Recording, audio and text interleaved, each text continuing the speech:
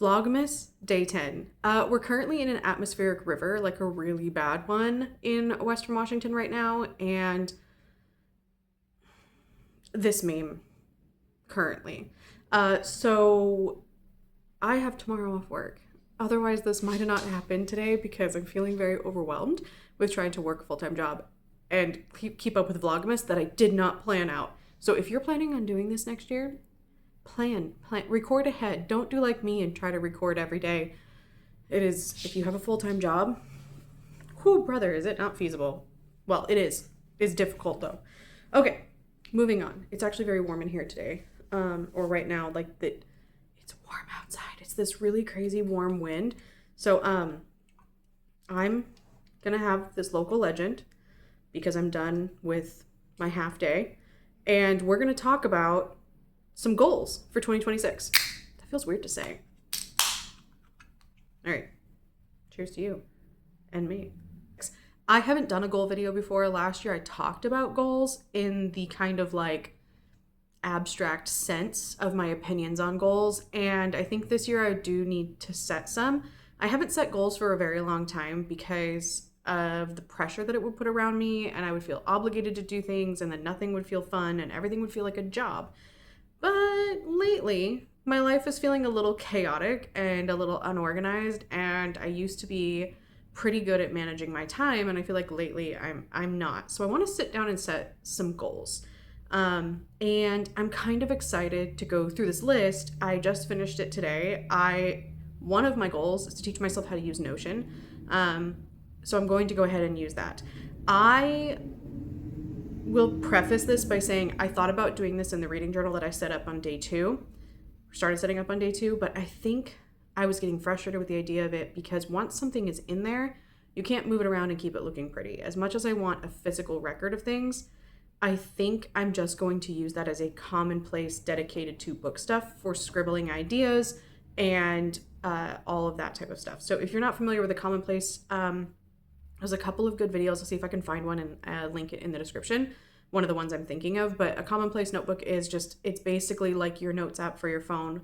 But I, being the age that I am very geared more towards physical things, and I like the tactile sensation of writing stuff down. It helps me remember things a little bit better if I tend to do it that way. So I'm going to try using Notion though to start off with, and see how I like it, because it will give me a visual thing and something that I can move stuff around on. So I have made a list of things, and I'm going to start with some categories. So my first category is YouTube.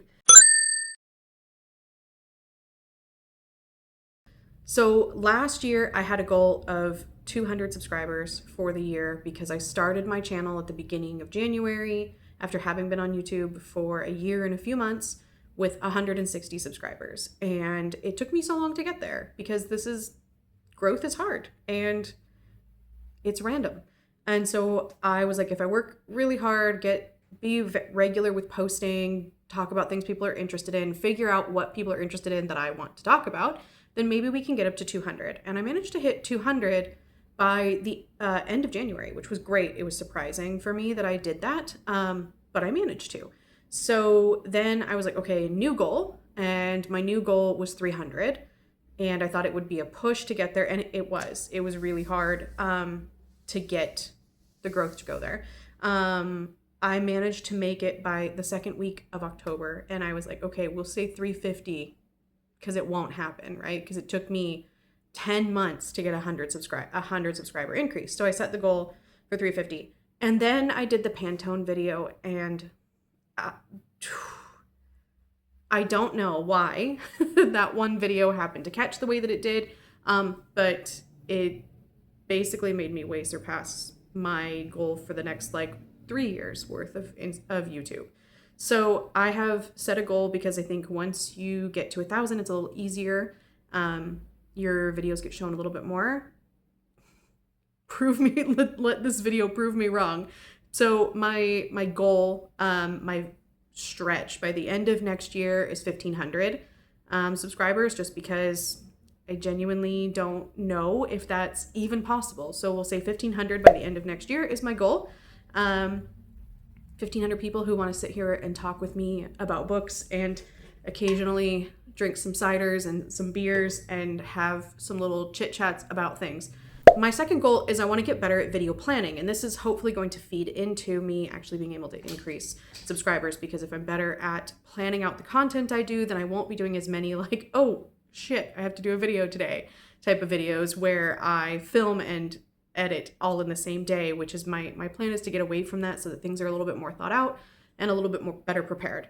So I want to do quarterly plans, which will probably be changing, but the idea is to come up with a quarter's worth of videos. Typically I do 2 videos a week, and that's really manageable for me. I really like one video to be a weekly wrap up. I enjoy doing them rather than monthly wrap ups. I think they're a little bit more reasonable, especially for weeks where I'm reading a lot of things. It makes more sense for me to talk about them in batches like that, because I don't typically do reading vlogs where you're getting a bunch of reviews all at once. So I like to do these little weekly wrap ups. Planning out an idea for then 16 different videos that aren't a weekly wrap up doesn't seem too difficult if I plan out the ideas ahead of time, but be able to swap them around if other things that are interesting come up. Because I do like to talk about pop culture things on occasion if something really interesting to me pops up, which might not be always interesting to everybody else, but sometimes there's something that I want to talk about. That also leads into goal 3, is just to film videos ahead of time. I don't want to be filming and editing and posting all on the same day, because it is a lot while I'm working full time and trying to do a bunch of other things that an adult human who lives on their own has to do. Like, as an adult, I got stuff I got to take care of, and having to like feel the pressure of getting a long process of filming and editing and posting all on the same day is can be overwhelming when you're doing that repeatedly. I don't recommend it. 4 is to learn DaVinci Resolve. This is a free editing software. I use a free one, but I edit from my phone all the time because I film on my phone, and so editing from my phone is just so much easier to just like film and edit there. But the quality and the way that I'm able to edit things, and now with this video filming this camera filming in a higher resolution, there's like some color stuff that needs to be adjusted afterward. And yeah, I think I'll be able to do a little bit better, neater, tidier editing if I edit on my laptop, which is good enough to be able to do it. I just need like to do it. All right, let's jump to reading goals. First, let's start with the number of books. My goal this year is going to be reading 100 books. I have a few trips next year that I'm supposed to be taking, and those are things that I won't necessarily be reading.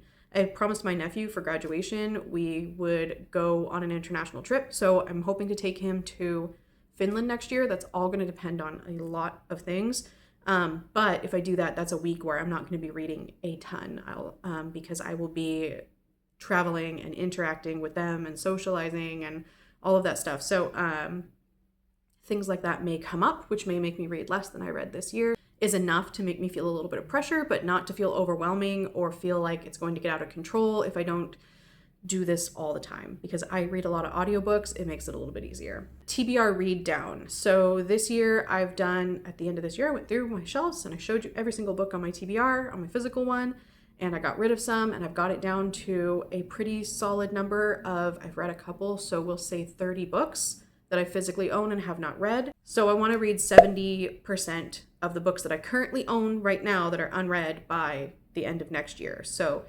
whatever that math works out to be, I can't do it in my head. So this many of those books that I currently own, which means I need to double check my spreadsheet and make sure it's all up to date.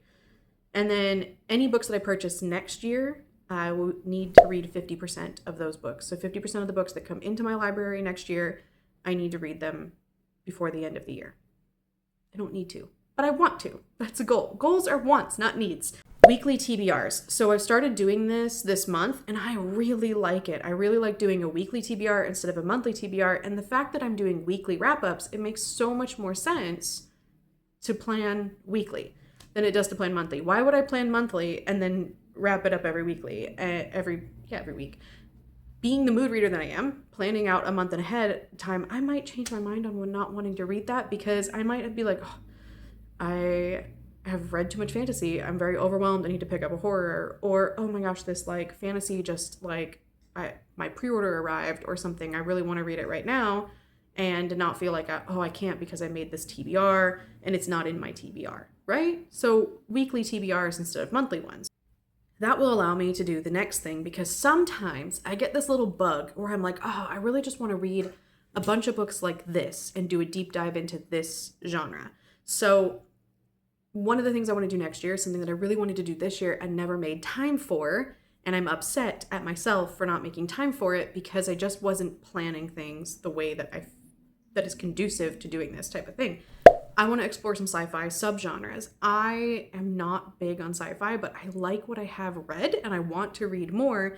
And I have some subgenres that I really, really like. I really, really like biology-based sci-fi, things like Into the Drowning Deep and Leech that have a horror tint to them as well. So I read Annihilation this year and I kind of liked it. I think I need to reread it to see if I really do, or like what I missed, because it's a series and I want to read it next year. So I think I need to reread Annihilation. And that leads me to one of the subgenres that I want to explore is biopunk. And I've been wanting to do this for a while. I did some like rabbit holes on the internet of reading about biopunk, and it took me to some weird places, especially into this like article about the movie Splice, and I cannot find the article again. And I'm like, I need to be able to save these things, which is part of why I made this Notion thing. So when I find one of those, I can just dump it in. I can dump the link in to read it later and not have all these notes on my phone that I then lose track of. Biopunk is one of the subgenres I want to explore. Also picked a few others. There's a few hope punk books that have come out this year, and I don't know necessarily what people are describing that as, but I've seen the reference of, oh, this is hope punk, this is hope punk. And to me, I can't tell the difference between like hope punk and solar punk based on brief descriptions. So solar punk is the other one, and going into those two. And then cyberpunk, because why not? It's a classic of the genre. So going a bit into cyberpunk, and then also exploring some classic fantasies, things that kind of built the genres. A lot of people, things around Tolkien, and I've read the first book of The Lord of the Rings, and I've watched the movies so many times because they came out when I was in high school. So they're like ingrained in my formative years of adolescence. Like they are part of my development. So reading those things, including stuff like some of the King Arthur retellings from like the T.H. White retelling, the Once and Future King, stuff like that built the backbone of the genres. And then if I get time, maybe doing that with another genre as well, but exploring some classic fantasy. So it'll be building a list around that and what books I want to read that built specific subgenres of fantasy or specific tropes in fantasy that I find really speak to me. And my very last thing is my very last thing with reading, there's a few other things. Very last thing with reading is in 2027, I will turn 40. And I want to make a list of 40 books that I have to read before I turn 40. 40 books that shaped a genre, are important to pop culture, are kind of like the New York Times books of the century type thing, but condensed into things that should mean something to me as a person. So some of the things I've thought about would go on this list would be A Song of Ice and Fire, because that shaped me. Lord of the Rings, that shaped me. The Hannibal books, I read one of those, so maybe more of them. The Count of Monte Cristo, I was obsessed with that movie in high school, right? Like things like that, that shaped me as a person in the same way that the New York Times, like 100 Books of the Century, shaped pop culture or society and those influential things. So some of these may be graphic novels. Like I read The Watchmen last year, 2024, and I was like, oh my gosh, this is like, it was so good. And the movie was one of those movies that I would put on and just listen to. Like all of the time I would watch The Watchmen. So things like that were probably influential for me or my generation, and building that list. So one of the things I need to do in the next couple months is build that list so that I can get started on it, because I basically have until March of 2027. So that gives me all of next year and 2 months into 2027, which is why it's going to be largely read next year, because I have an early birthday. My hair is touching my face and it is way too stimulating. Crafting. I craft. I do a lot of hobbies. I am a hobby collector. I do some painting and some drawing, and I have always done some form of art. And in the last year or so, I've picked up fiber arts. I started crocheting pretty regularly back in the beginning of 2024 and taught myself. And I've been slowly improving my skills and understanding and being able to like recognize stitches and things like that. So I want to move on to a couple different fiber arts. One thing that I want to do is some nail binding, which my brother actually, when he was out mushroom hunting, found an elk bone. And so he made me some nail binding needles that I think are pretty cool. So this is carved from a foraged elk femur. And so I have a bunch of these, and I told him that if he made me a needle, and then he made me 4, that I would try to make him a hat. So I need to learn to nail bind, and I have been putting this off for various anxiety reasons around perfectionism. So my goal is to start learning that the end of this month, because I have 2 weeks off at the end of the month. So my goal is to start learning that so that I can make him a hat before the end of next year. I have the yarn for it. It is a lovely alpaca blend, and I have been wanting to get to it. So I need to practice with the cheap yarn so that I can make this hat. And I have found some YouTube tutorials. So I just need to go watch them and follow along with them and work on getting this done. Along with that, I have decided that I want to learn to knit, specifically so that I can make socks. I apparently have small feet, and short of buying children's socks, I went and I can't find socks that aren't too big for me. I went to go buy some boot socks because I bought a really nice pair of Thursday boots, and I'm obsessed with them, and I needed a pair of boot socks. And short of spending, like $30 on a pair of socks, I can only get socks that come in like women's size 4 to 11, and I'm closer to the 4 size of those socks.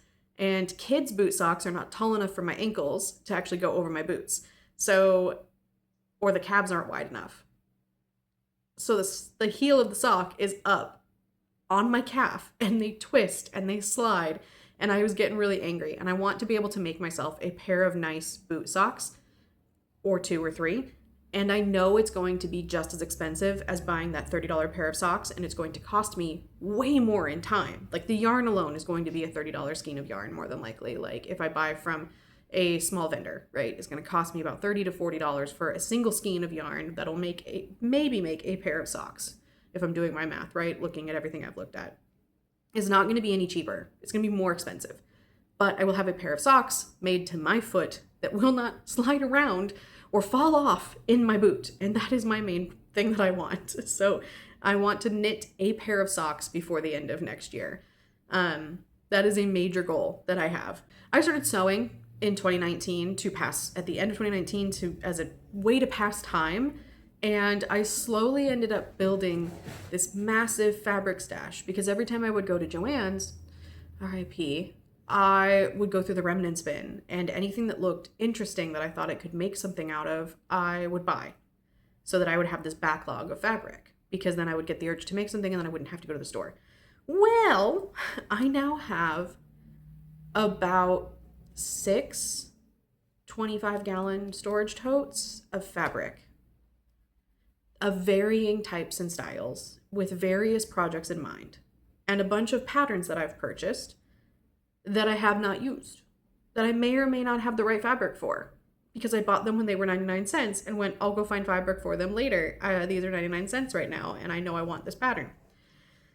So my overconsumption means that I now have all of this fabric. So my goal is to sew 1 project a month until I am down to 2 totes of fabric. If I get past 12 and I'm still on this if I do more than 2 projects, whatever, I'm still going, and my goal is to get down to 2 totes. So if I surpass the 12 projects, finish the 2 totes, finish 2 totes of fabric, which is a lot of fabric. I have so much fabric. And if that means too, giving some of it away to people who can use it better, great. Letting things go in 2026. General things that aren't really goals, but are abstract ideas of things that I want to work on, because I believe that a goal should be measurable. Otherwise, if you're just like, oh, I want to do this more, how are you measuring that? A goal needs to be measurable in order for you to achieve it. In order for your brain to be able to effectively work towards it, it needs to be measurable. And I will then be going through all these goals and breaking them down into little things that I can do. So each of these will have another series of things. But anyway, so general things that are kind of like ideas I'm bringing into 2026. I want to improve my video quality, and that includes lighting. I want to get better at lighting and get the lighting that I need. And the filming quality itself, I want to get better at planning, all of that stuff. Like, I want all of this to improve. This is a hobby I enjoy. I like doing this, so I want to get better at it. And I want to start taking the time to get better at it. I want to improve my crochet skills. I'm currently working on something that is reading from a pattern that doesn't have written instructions. And I'm enjoying testing my skills that way and learning to read the stitch symbols and getting better in that way. And I want to keep doing that and pushing myself and getting improving more, maybe with Tunisian crochet or filet crochet or fillet, I don't know, or tapestry crochet, maybe adding in those types of things. I want to improve the quality of my book reviews. This is kind of a big one that I've been thinking about for a while, but I want to sit down and figure out how exactly I'm going to do this. And so things like more planning before I write the review, as in like, what do I want to say in this review? What are the important things? And if that means writing like a really bad rough draft and then like editing that draft, spending more time with that, writing that draft before I start recording so that I'm not just like spitting out stuff, so that the video is then better. And taking better notes when I read things, especially with audiobooks. If it's a book I'm going to talk about, I need to be taking notes during it, depending on what level I want to talk to about. So I need to actually be thinking before I go into a book about whether I'm going to make a long video about this or whether this is just going to be included in my weekly wrap where I say one or two things and recommend it or don't recommend it. So I need to think more about how I'm going to be intentional with those things. So intentionality. And honestly, looking at this whole list, let me get to the last one and then I'll say my thing. Overall, I want to plan things out more so that I don't just rush in and that I feel better about the quality of all of the work I'm producing. So this is professional work too. Like anything I'm doing for work, I need to plan out a little bit better. So thinking about all of these things, if I were to put a word onto 2026, it's intentionality. I need to be more intentional. I want to be more intentional in 2026. That's my main takeaway from all of these things that I have thought and I have said and I've been thinking about, is to be more intentional in 2026. So that's my goals.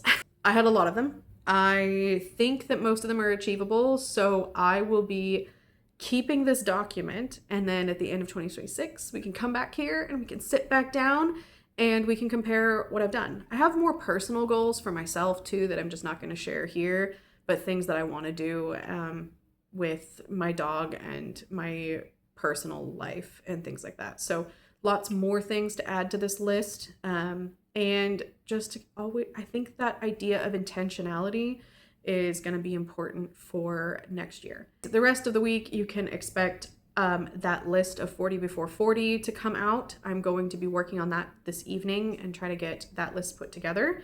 I have a couple of tier ranking things that I want to do. I did a really fun tier ranking my 5 stars to Fall Out Boy lyrics on Instagram back in June. And now that I've increased the number of 5 stars, I think that would actually be fun to do. So I want to do that this week. And a couple other things. I have some time tomorrow, so I'll hopefully get to some of those. So if any of those sound good to you, hit the subscribe button. Hit the subscribe button. I swear I've had 2 sips of this. This is still full. I just can't talk. Good job, Tiff. So I hope you enjoyed this. I'll see you tomorrow with something else.